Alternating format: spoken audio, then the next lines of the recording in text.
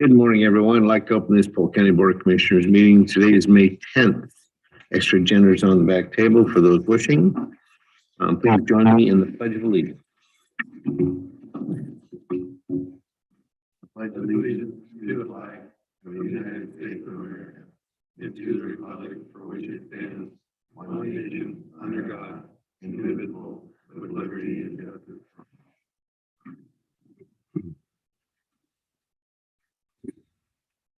Thank you. Good morning. All commissioners are present. We are looking for approval of minutes from May 3rd. So moved. Second. All those in favor, please say aye. Aye. Aye. Motion passes unanimous. And Applegate Terrace Veterans Housing, James Lott. Come on up. Yes, could please. Good morning. Good morning. Please state your name and address for the record for us, please. My name is James Lutz. I'm my address too, sir.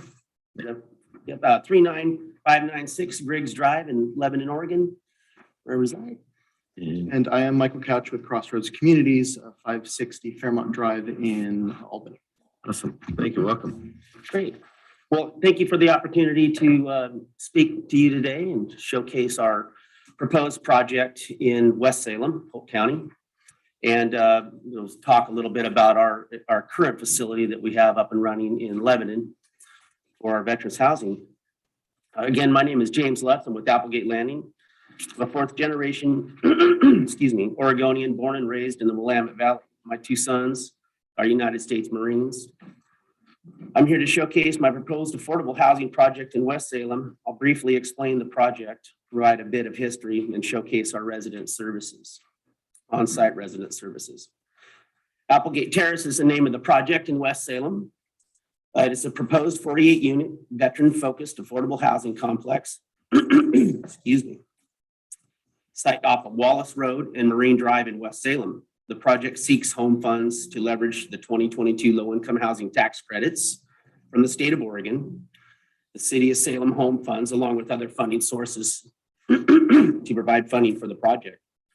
The property will be 100% affordable and include 4 3-story residential buildings with 1, 2, and 3 bedroom units, renting at 60 to 50% of the area's median income. 12 units will be set aside for veteran households specifically, and the remainder of the units will all have veteran preference.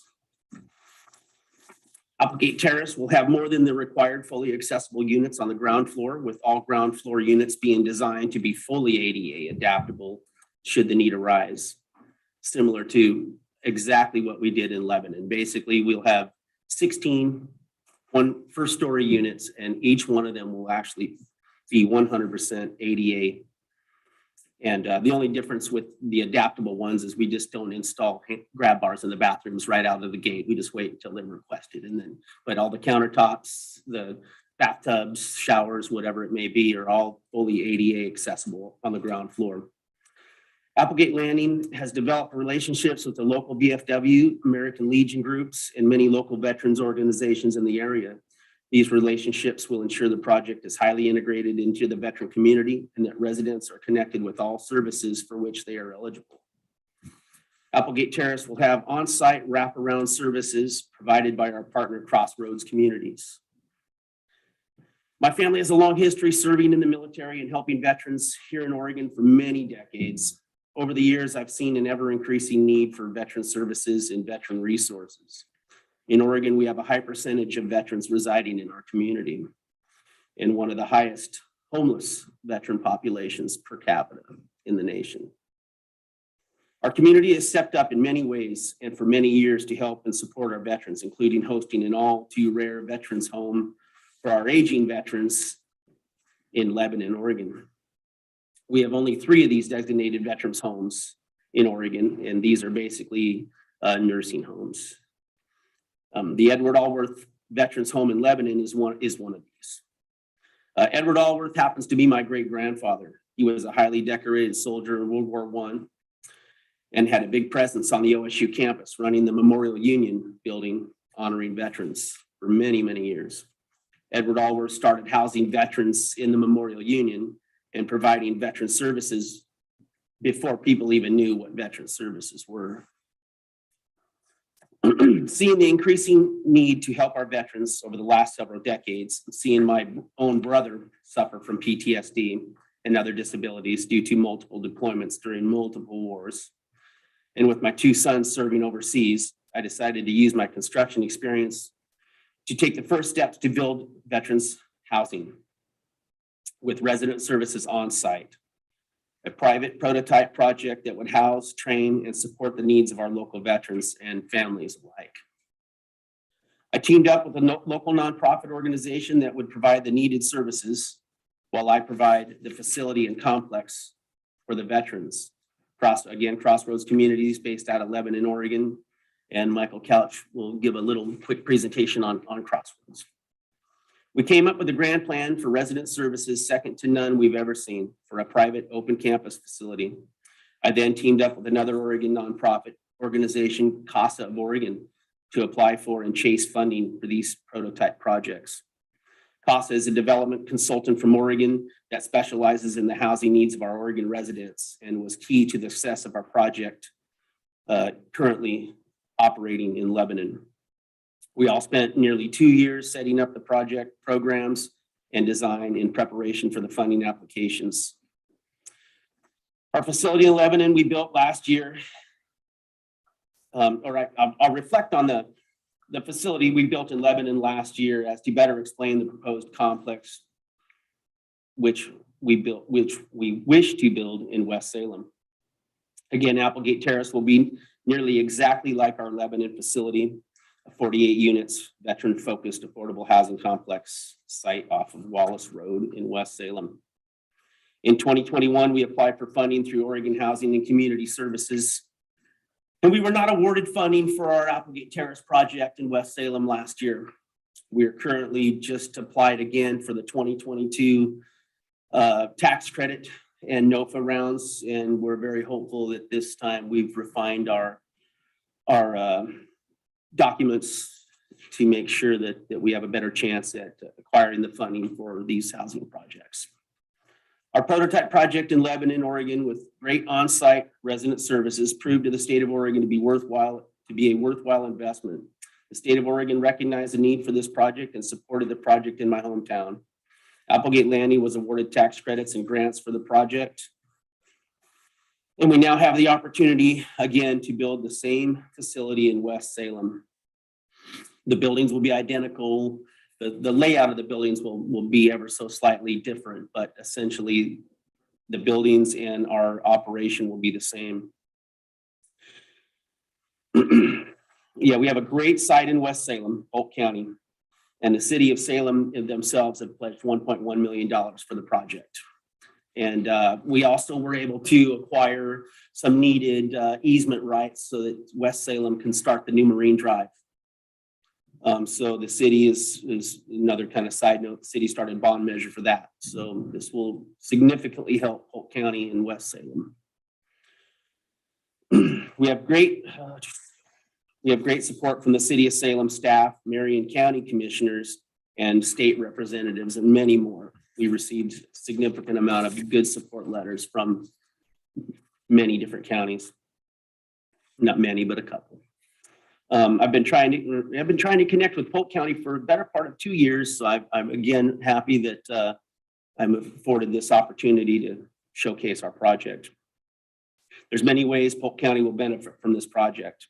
As in Lynn County, we work close with the Housing Authority to get clients of the Housing Authority units in these complexes using the housing vouchers provided by the Housing Authority. Not only for veterans, but for survivors and families alike. With our current and ongoing housing crisis in Oregon, we are excited to bring this new development to Polk County for our veterans and for the folks of Polk County. Affordable housing has a very good impact on local communities, including providing stability for vulnerable families, helping prevent homelessness, increased revenue for local businesses, and a lot. These prototype veterans housing complexes are much needed in our community and every community in our country. These really are not veteran-only facilities. And right now in Lebanon, we have 24 veterans and their families residing in our 48-unit complex. So my understanding is that's a very large number I'm happy with that. Of course, I want to do better than that. So, but 24 veterans and their families in our complex in Lebanon is very nice, and we wish to do the same in Polk County. Our goal is to have an all-inclusive population unburdened by high rent with on-site access to supportive services. This is accomplished in part by working closely with local community agencies, promoting quality housing standards, and utilizing innovative construction concepts to attain a cost-effective complex. Our emphasis on veterans and partnering with local care providers allows Applegate Landing to provide residents on-site holistic care services, recreation, and life-improving opportunities right there on site. It's a pretty cool deal. With our funding sources, we are required to provide environmental impacts, wetland delineation studies, archaeological studies, traffic impact studies, drainage studies, geotechnical reports, and a whole lot more. These are extensively vetted projects with great results for our veterans and low-income families alike. The project will have a green building consultant involved throughout the design construction phase. We will be building high-performance earth-friendly buildings using best practices, innovative building technologies to gain efficiencies in design, systems, and materials to improve energy efficiency, create superior indoor quality, air quality, lower water usage, and use natural resources responsibly. The project plans to earn a minimum of Earth Advantage rating silver and is shooting for Earth Advantage gold. In Lebanon, we were able, so basically Earth Advantage is like LEED. It's like a LEED project, but a residential style. And and these are required by the state of Oregon for these funding sources. And we were able to shoot for silver, which is good. And we were able to attain gold standard in Lebanon, actually, with how we ranked. We're hoping we can even potentially shoot for platinum, but we'll see. The cost of construction right now is out of control, as we all know, and so we're dealing with that. Our on-site resident services program is second to none and will incorporate on-site peer counseling, financial training, minor health screenings, connections to off-site care and help, and a lot more. I would love to introduce my resident services provider, Crossroads, Michael Couch, to explain a few of our other services and a bit of detail for our community support as well. Michael Couch. Good morning, commissioners. My name is Michael Couch. I'm the executive director of Crossroads Communities. We're a 501c3 organization focused on assisting Oregon's most vulnerable populations. Traditionally, vulnerable populations include individuals and households who are homeless, at risk for houselessness, LGBTQIA+ populations, the very old, the very young, individuals with disabilities, physical or mental or emotional, and veterans. So our focus in partnership with James has been to provide wraparound supportive services on site. As many of you are familiar with the various programs within Oregon, such as Housing First, the idea is to get people off the street, which is fantastic. That's something we can all agree on is necessary.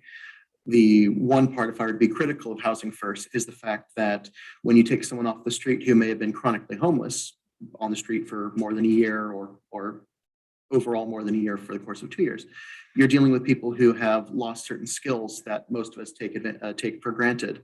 Knowledge on how to do laundry, knowledge on how to cook, knowledge on how to keep their place clean, knowledge on how to interact with others without pleading or threatening. These are life skills that they've learned for living on the street, which don't serve them in a new capacity. If you offer supportive services on site when you place people, they have a much better success rate. Now, it's not going to be 100% because some people need more assistance than independent living can provide. But if you take a look at Applegate Landing, for example, where we are available to provide the supportive services, over the course of the last now more than 9 months, we technically, if the average rate of turnover in those apartment complexes is between 42 to 48%, with our 48 units, we should be somewhere around having lost 15 or 16 residents at this time. We're at 5. So it isn't just a small improvement, it's very significant. And those 5 that we lost, one of the gentlemen passed away. That's something we can't help. He was an older gentleman and it happens. Another ran into some legal trouble, which was not her fault. Her boyfriend was doing something inappropriate with her kids. Not pleasant to think about. Again, we had to think of her safety and we assisted her with getting relocated. 2 of the residents that had to leave were for situations having to do with their own lifestyle choices, substance abuse and the like. But rather than just send them back onto the street, we're able to help transition them into services that they wanted and needed, but could not be offered in a free open campus setting. And then the final person that we lost, again, we can't help everybody. They have to want it, which leads to what Crossroads Communities is and is about. We provide hands up, not hands out. Our programs have accountability goals. And we believe very strongly that people who are in the process to improve their lives need to have a say in what they want and what they do. So rather than us design their program, we involve them in what it is that they want out of us, and we hold them accountable to the decisions that they have made. So if they say, I want to get clean and sober, we help them get clean and sober. If they decide to not continue that path, then we have to modify their programs. We don't just continue offering it endlessly. As our board president likes to say, we will lead a horse to water, but we're not going to pull on the reins. So the idea with Crossroads Communities is we work as a facilitator, we work as a partner, we strive to be able to create inclusivity rather than just house people and store them somewhere. We work to create a community on site. So we have activities, we have events weekly, we involve the people in their homes, because when someone becomes involved and invested in the community, that's when they can become part of the community. So the services that we provide primarily are as a host and as a facilitator. We have 23 program partners, from state agencies to nonprofits to for-profits, where we're able to bring everybody's expertise to bear. We're not seeking to reinvent the wheel. We're not seeking to duplicate services. We want to make sure that the people who make use of these services are able to connect to them. And in rural areas, like in Lynn County, like in Polk County, one of the largest problems, one of the largest barriers to service is transportation. If you have to go 3 towns over, and then this side of Polk County, then that side of Polk County, then need help here in Dallas, but wait, you need to go to Salem for that. We're dealing with people who do not have transportation, who in rural areas, there's no real solid form of public transportation. Yeah, if you're in Salem, Chariots works great as long as you're on their schedule. But out here, trying to be able to get to those places is not impossible. What we're doing is we're saying, well, if you're living here, you can get services here. We invite program partners from 3 towns over, from the other side of town, from Salem or in our area, Albany, and we bring those services on site. Applegate Landing and Applegate Terrace have an on-site mental health room, an on-site physical health room, and an on-site community room. So we are able to bring in Lebanon, for example, we can bring in folks from Lynn County Mental Health. Here we'd be able to function similarly. We're establishing many partners in Polk County, and even some folks from Marion who are willing to make the trip out here to be able to provide services where people live. And once we remove the largest barrier, transportation, we then take a look at things like cost. We're proud to say that all the services that we offer on site at Applegate Landing and what we plan on offering at Applegate Terrace will be at no cost or billable through OHP. So we've removed the issue of lack of support because we are right there. We've removed the issue of lack of transportation because we are right there. And we've removed the issue of cost because everybody that comes into an affordable housing complex is at 60% average median income or lower, which qualifies them for services. That's all I really had to discuss. I'd be happy to take any questions regarding services or our model.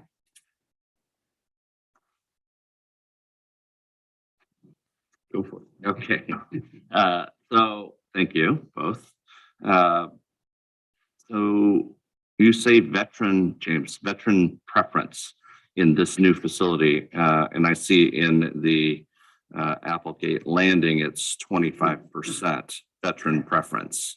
Is that the same number for Applegate Landing? So, Applegate Terrace. so what the veterans preference is in these affordable housing complexes is there's typically 200 people in line. There's never not a line. So when a veteran comes on board, they go to the top of the list. So, and that is with all units. There's a little more to it than that with some other, with survivors and stuff like that. But ultimately the veterans preference is for all units, and again, puts them at the top of the list on the application process. So at Applegate Landing, for example, 24 out of those 40 units are veteran households. Yeah. What we've found with Applegate Landing is that the majority of the veterans were just looking for a single bedroom or 1 bedroom. So it worked out very well with us in conjunction partnership. 11 of the residents that we have at Applegate Landing are victims of domestic violence. We have 24 veteran households. 17 of those residents came to us through program partners who were previous to living at Crossroads or chronically homeless. Now, again, there is some cross-pollination there. We have veterans who are fleeing domestic violence who've been chronically homeless. So we're not saying that all of them are separate in situations, but we're really proud that ever remaining household in that unit is a single parent. So yes, veteran focus is very big for both of our organizations. We're a veteran focused organization. Applegate Landing LLC is a veteran focused organization, but we believe in helping the whole community. So in our case, any vulnerable population with Applegate Landing, individuals and households at 60% and lower AMI, which are also considered a vulnerable population. So James, you said it's quote affordable, all affordable housing. So what's affordable housing in your definition? Well, this is really up to the state of Oregon, but in my definition, affordable housing is housing that is affordable to people with lower incomes. So basically, these are open to, again, people that make under 60% average median income. And so the state governs the rents for these. Basically, they say you can't charge more than X amount. So, and it also depends on your income. So we have some units that are down at 30% AMI, which means somebody that makes 30% of the average median income are only eligible for certain units.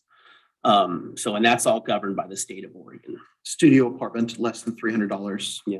3-bedroom apartment, high end is $910. Yeah. So On the high end. So it's based on the household's income, and no more than 40% of their income can go to rental. And there are no transition, it's not a transitional No, property. no, it's So once they're in there, they're in there. Permanent supportive. It's housing. permanent supportive housing. Permanent housing with essence. wraparound supportive components.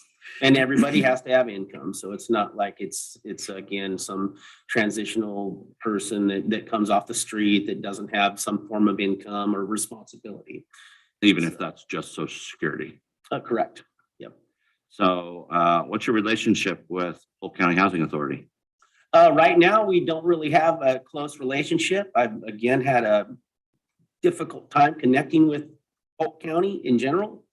So I'm hoping that maybe we could prod a few things and just maybe get some relationships built out of this. I've emailed them, I've emailed the BSO, and I haven't really got a response.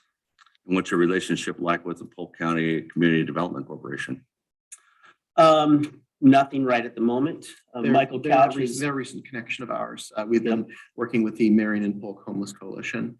And so we have a lot of appointments scheduled. We were going to have a representative from one of the social services out in Polk County to join us today, but she had to cancel. So we're going to meet with her separately. So Crossroads and Applegate received a grant to start building these relationships in Polk County. And so we've been working on that. COVID, of course, has not helped us one bit with a lot of different things, but we'll certainly be working on those relationships. Absolutely. Won't those be essential to demonstrate in your application to the state? Some of them, yes. Yep. We've got a significant amount of support from the Salem area, actually. And so we used those in this application process for the most part. Okay. And then, do you have any idea how many veteran slots are available in Polk County today that are not being filled? No, I don't. But I know that most counties and most housing authorities have many leftover veteran vouchers that they can't give away because there's not a place for them to be spent. So this is a grand opportunity, again, for the housing authority to be able to place folks that have been through their systems and in their systems. I have, thanks. Jeremy? Just a couple questions. Thanks for being here today. So the 12 veterans units in the Applegate Terrace, will that be for formerly homeless veterans? I know they're all veterans preference, but you mentioned there are 12 units specifically for veterans who are having a hard time. It's not, What's that target? it's not specifically for homeless. We will have some units set aside specifically for veterans coming off the streets and going through drug rehabilitation. We'll have a few set aside for there, but those 12 units are specifically what they call a hard set aside, which I have to fill them with veterans. I see. And so it could be somebody that's fresh off the street, if you will. It could be somebody that is retired and has low income and wants to move out of their house. I mean, it could be any scenario that basically the biggest governing factor is, again, their income. Crossroads Communities is a member of the Rural Organ Continuum of Care, ROC. And so we work with a lot of outreach organizations that focus on the Homeless Veteran Reintegration Program, HVRP, distributors of HUD-VASH vouchers, which are used to be able to house homeless vets or vets who are just about to become homeless. So in the case of, for example, Applegate Landing, we had a lease up about 2 months before the facility opened. The majority of the lease up event were just our program partners bringing everybody in. So right now we're making those connections, even though we're a year and a half, 2 years from actually being able to open up Applegate Terrace, so that we will have people waiting in the wings at the moment we have our lease up event. All of our program partners bring in the most vulnerable, and then we can get those addressed first. So your organization is an entry point into placing people in all sorts of housing. Correct. We're followed a fairly unique style. We work closely with OHA, and they're adopting our style into the Behavioral Health Resource Network program, BURN. And the way that our program is set up, we do not provide the management of that facility. That's not our area of expertise. We have a third party that works with both of us, so we can act purely as advocate and as a resource to get people housed. We don't have to worry about making sure that they're following all the guidelines, or that we're not the ones issuing out the reprimands. Our focus is to work as an advocate for residents and future residents. So when we say Crossroads, we are where everybody comes together. Yeah. So we are able to assist them with getting residents in and make sure that all the program providers are aware, hey, there's a housing opportunity coming up, let's get in touch. Thanks. And James, you mentioned you had submitted for OHCS funding last year and were denied, and you're hoping to secure that this round. And you said Salem is pitching in $1 million? 1.1 million at this point, yes. And what are your other funding sources?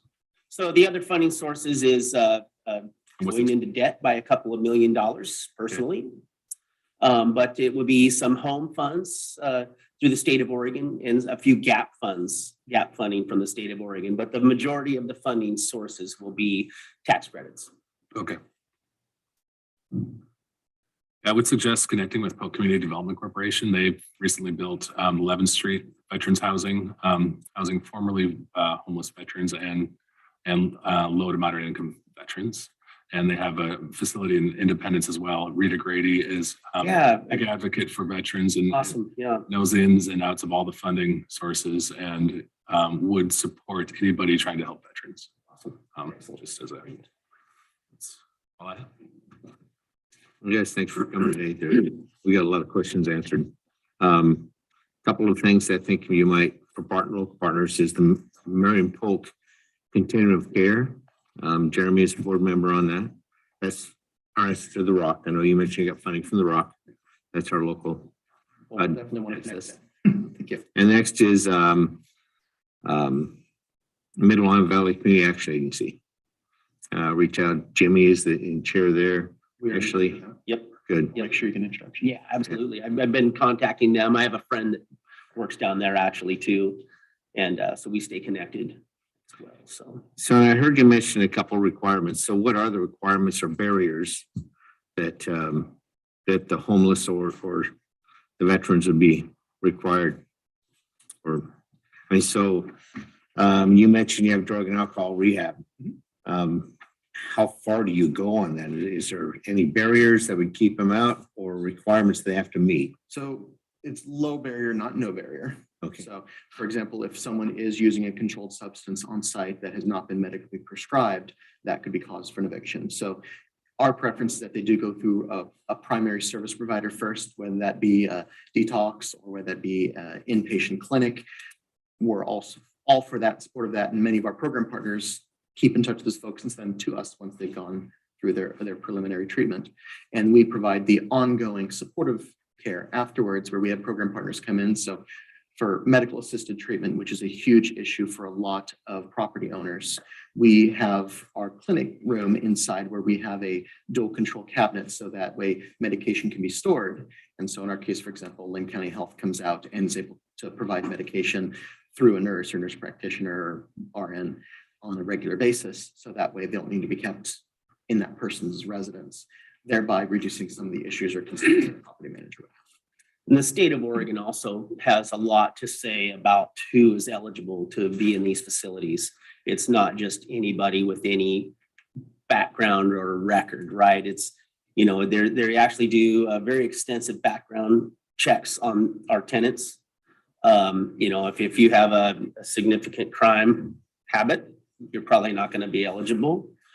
Significant drug problems, probably not going to be eligible unless you're in a treatment program, if you've been arrested or been through the system multiple times, right? So there is a rigorous background check for these properties. It's definitely not, they're not really as easy to get into as you would think, just simply because, again, if you filed bankruptcy or if you have felonies, certain felonies over certain periods of time, the state of Oregon has a kind of a, if for lack of a better term, a sliding scale for these types of things. And then when there's a question, typically when we're doing lease up and there's a question on, hey, you know, this person, you know, it's not terrible, it was 10 years ago or something, we'll take a look at that and then we'll weigh in on that and say, okay, well, you know, this person's been clean for 10 years or 5 years, depending on what it was. And we'll take all that stuff into account and really try to help these folks. Yeah, our focus is, again, to reduce barriers. And there are certain folks that we're not equipped or capable of helping, or for certain reasons, we can't have on site, sex offenders, individuals with background for arson. Specifically, if it's, you know, when you're dealing with folks who live on the street, an occasional altercation, some minor history of fisticuffs or basic, you know, basic violence is understood that that's kind of, it happens. So we take a look at that very closely, and what we're trying to weed out are the history of consistent and common violent acts that we may have some issues with. But for people who have a few smudges here and there, again, that's where we have services on site. If we realize that they come to us, we do intake and they say, I want to get better at this, I want to get better at this, I've been clean for 3 months, I want to be clean for 3 years. I know I have an anger issue, I'm attending anger management classes, we can assist them with that. And we understand that, you know, if they really do want to make that change, we provide them every opportunity to do so. And that's a great jumping off point, a great opportunity for them to do that. So we do act as advocates on site in conjunction with Applegate and the property manager. That's another good point too, is that we not only do we have Crossroads on site, but we have on-site live-in property manager that actually watches the facility, and we'll have a halftime property maintenance tech on these facilities. So there's people there pretty much 24/7 to kind of keep an eye on things and keep it nice and clean and calm. Okay, you guys good? All right. Excellent. Thanks for coming. Thank you. Thank you. And in closing, we would really appreciate it if there's any way that we could nudge the VSO to be a referral partner is all we really need from those folks. All we need is a confirmation of services that they provide. It's easy. They provide these to the veterans. They've earned it. And it's a simple one pager that, hey, we confirm that we provide these services for our veterans, and we agree that we can refer veterans to Applegate. And then Applegate, again, will bring in veterans into Polk County and refer them to the VSO for other additional So we have one of the finest VSOs in the state. I think it is the That's best awesome. VSO in the state. Great, His great. name's Eric Enderly. Yep. He's Yep. always in office. He's always available. He'll return your email or calls as soon as you reach out. Great. So they're always available and eager. Great. Thank you very much. Thank you.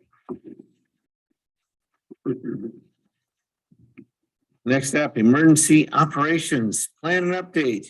Mr. Dean Bender.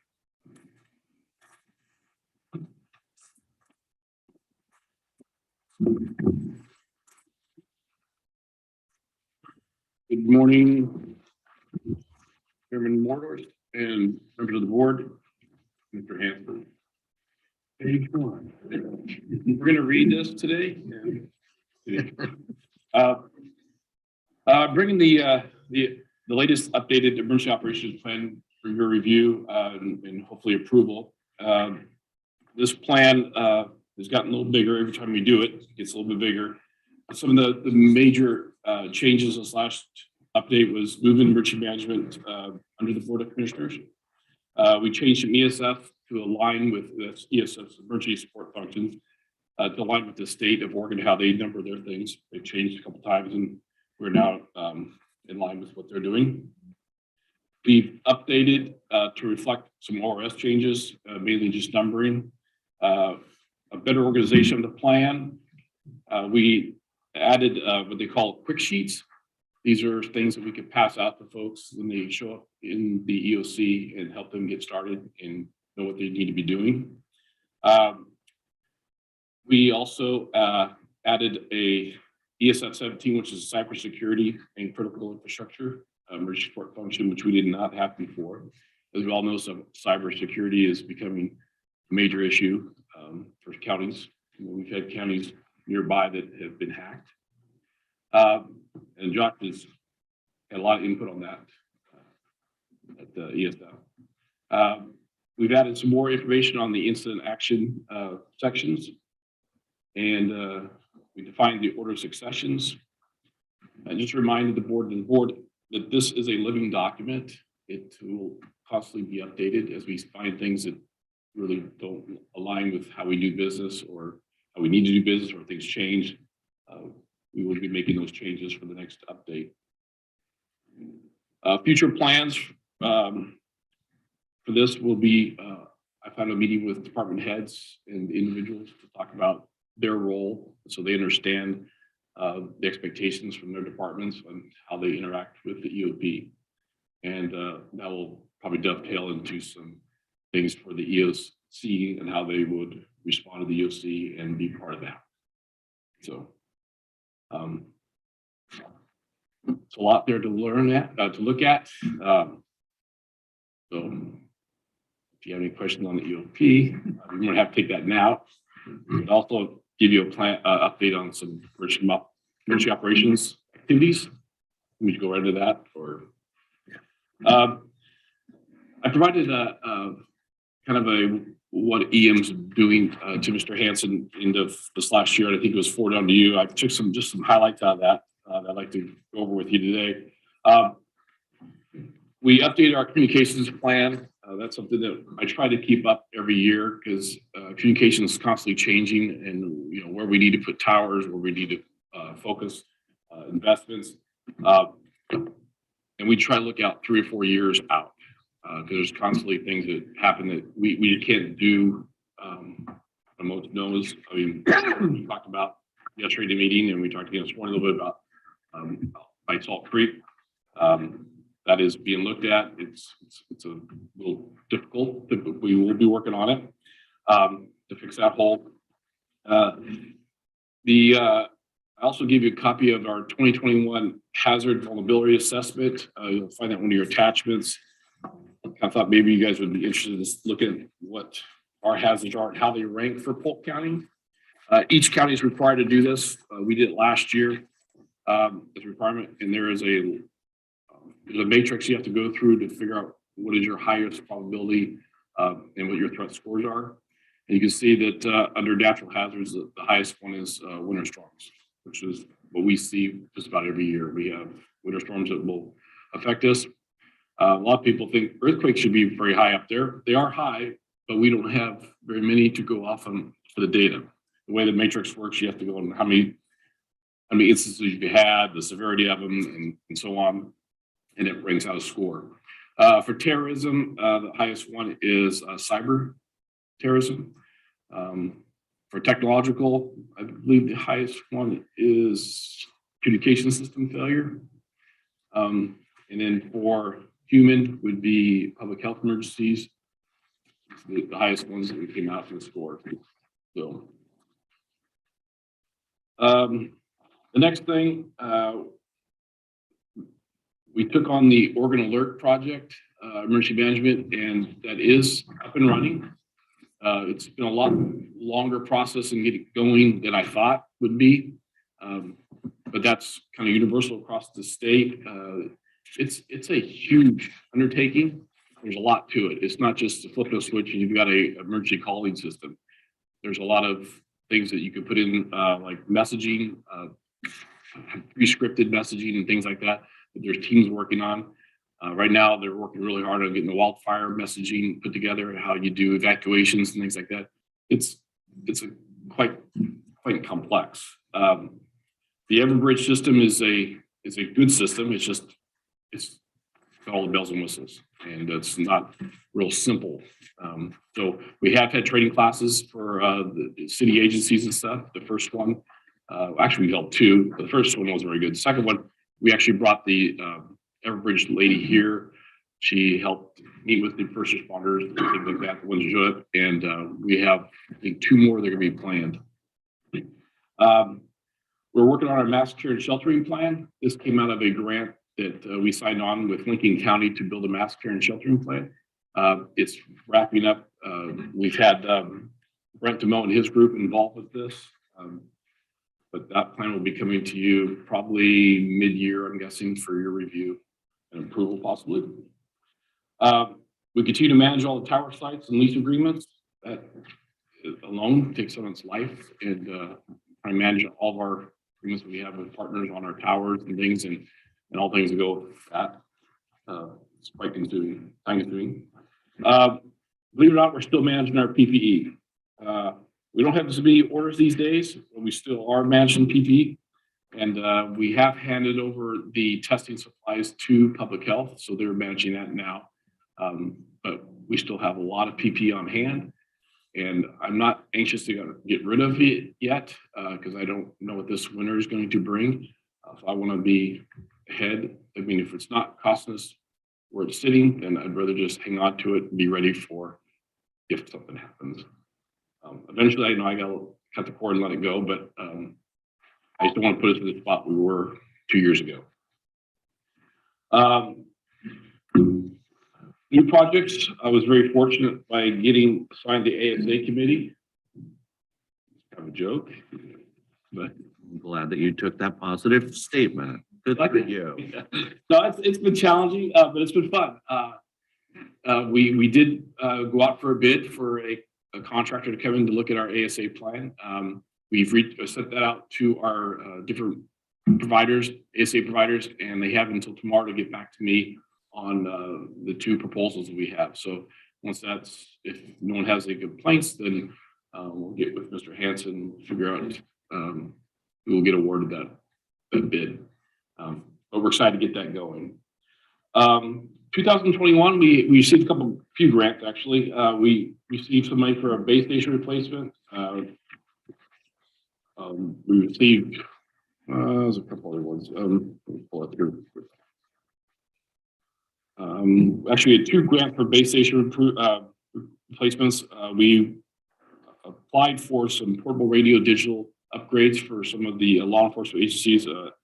This one had to be for Dallas, Independence, and Monmouth. They're city agencies. The sheriff's office was done the year prior. And then some fire multi-band radios was also awarded.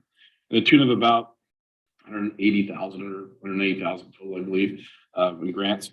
We've also applied for this year for some additional money for that, some of that stuff. Again, for the fire multi-band radios and the base stations, as well as some stuff for Mount Pisgah tower site here outside of Salem or Dallas here. I won't know until probably another month or two. I was selected to be on the review committee again, which is this next month, and so I'll have a better idea how we fare on that project or competitiveness on that. But I think we'll probably do okay. Let's see what else. The American Rescue Plan.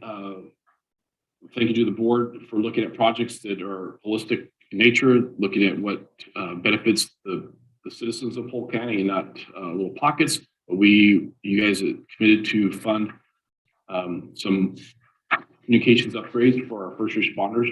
I think it was a great move. We're well underway on that. We have got several things on order. Mr. Hanson always likes numbers. So I've pretty much obligated about 1.3 million already in projects. Yeah, so it's good. We only got bills in about 60,000, but we've got base stations on order. We've got racking on order. We got stuff for the fairgrounds on order. We got tower on order. So it's just the supply chain take a little longer than normal right now, but we do have things moving along. So I'm pretty happy with that. We have a new radio system for the fairgrounds. Fairgrounds in the past, every fair they had, they've always had a rent radios and they weren't the best radios, but they were things that they got, from the like day wireless or complete wireless, or they run out systems, but they actually have their own now. And thank you for allowing us to purchase those. It's the UHF system. We got very good coverage. I got in my car and drove all the way down to Bymark, and I was still able to talk to them on the radio. So that's pretty doggone good. And we were just focusing on the fairgrounds. This was in building, out building coverage there. And they have a few channels. Two of them are repeated, and some of them they could just do direct radio to radio. So that was a success story. We have some the jail radios, portable radios are outdated, beyond life. I've got those on order. Those will be matched up the same type of radio that the patrol has, so they'll all have the same type of radio, and they'll be digital capable as well. We will be going to a digital platform for law enforcement probably in the year or so, depending on when all the agencies are ready to go. But we're going that route. All of our base stations we're ordering are all digital capable. Also have volunteer radios and reserve radios on order. Those as well were older radios, not supported any longer. Now as radios come into me to get repaired, most likely I don't repair them, I replace them with other ones that are in better shape. So because they're just, I can't get them fixed. I'm not going to spend money on the ones that are going to be, thrown away or sold here another 6 months or so. One thing I didn't have on your list, but I wanted to talk about too, is the ice storm damage from last year. As you know, we all kind of think, okay, it was last year. We're still actively working that disaster.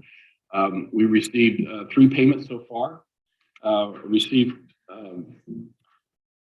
$48,000. $13,000 was for our use of the generators.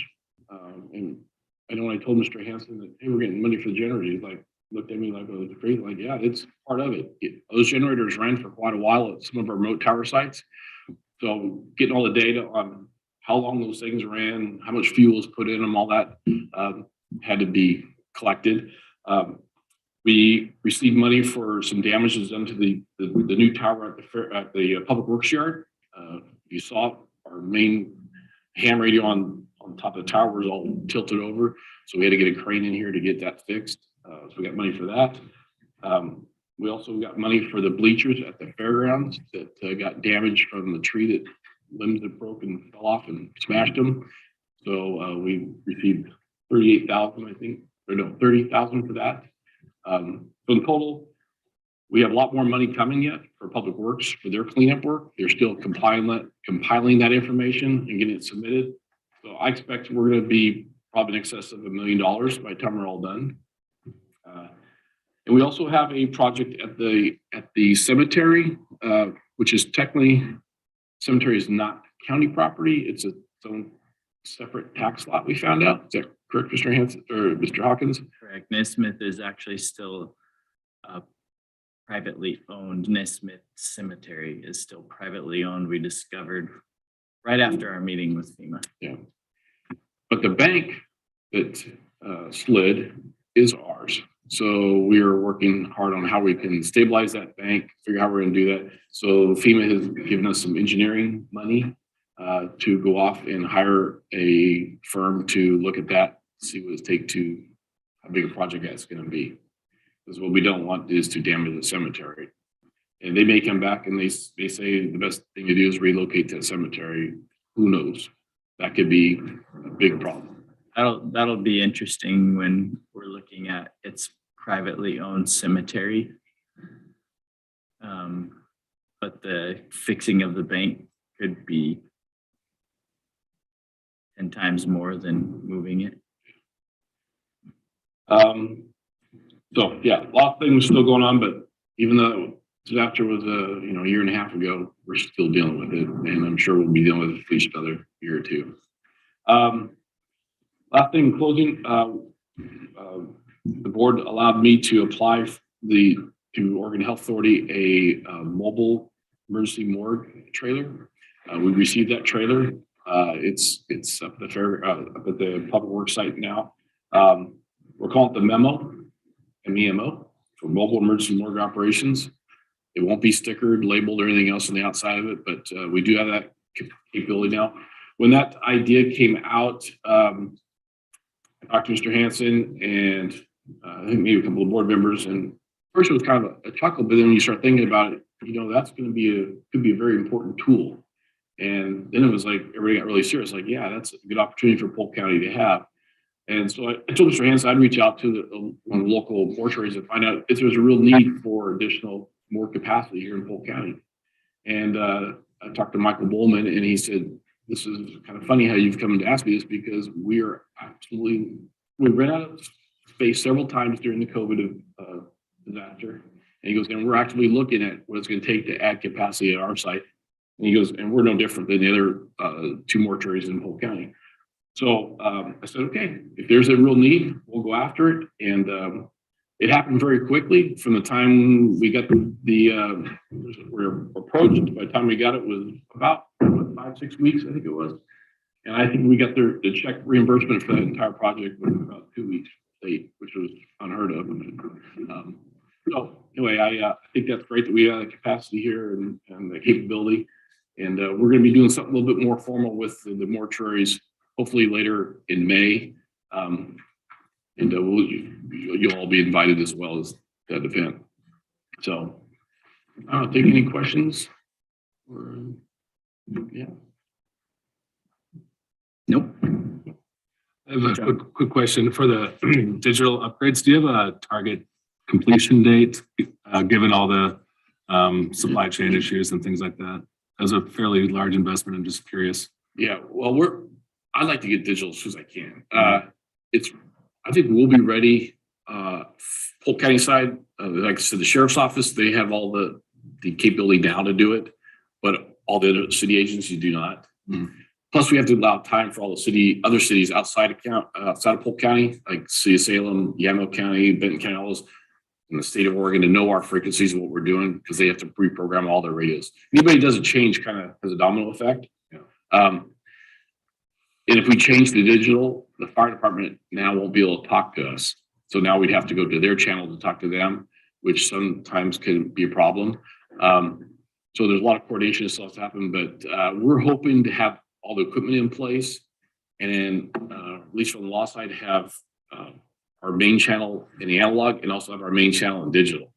So we can run on either or until other providers get going and get everything going. But again, it's a lot of money, and it takes a long time to get stuff in right now. I know just the radios that we ordered for the fairgrounds took about 5 months to get those radios.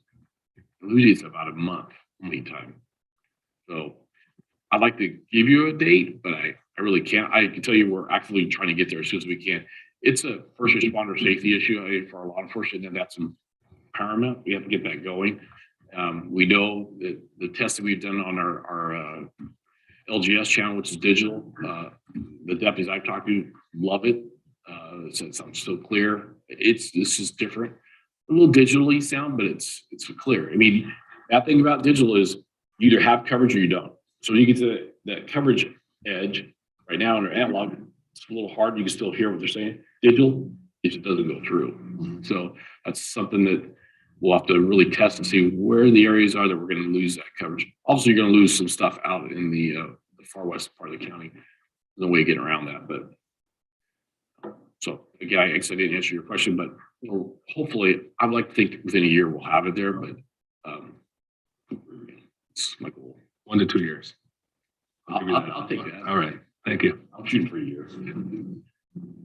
When the fire's up beginning, they get all their towers up on their end, back up and running. Yeah, they have. We had some equipment at the Halls Ridge site that burned. We asked for reimbursement of that site for the damaged radios. We did not get that. There's another story.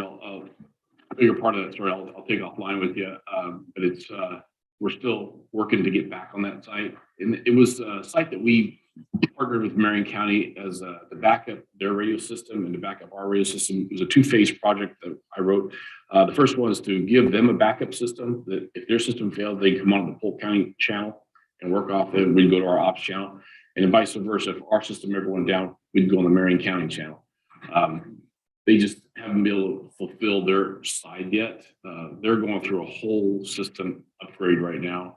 And they've asked me to be on their committee, oversight committee, whatever they want to call it, for that. They're a ways off. I would say they're probably at least 2.5 years before they'll have their system up and running. But I keep saying, you need to partner with us. So we're on the same side, a few of them, so. I'm good. Great job. Yeah. Appreciate the update. You bet. Thank you very much. Thank you, sir. Next up, letter of support for legal marijuana market enforcement grant. Commissioner Greg Pope. So Lieutenant Newman came to me and asked us for a letter of support for this grant. It's his second application for this kind of money for illegal marijuana market enforcement.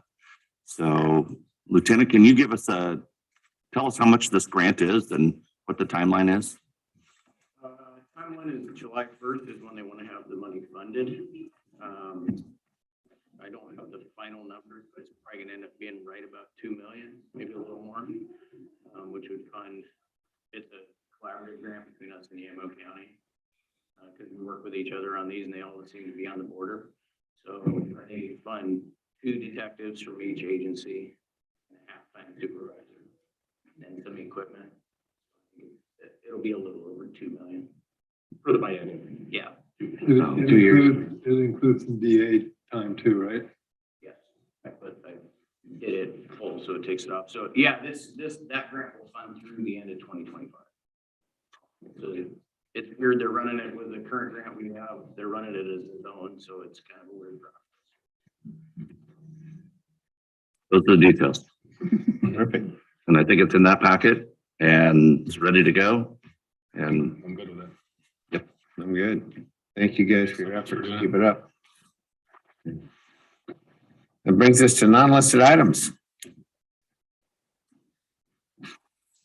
Meeting adjourned. Thank you.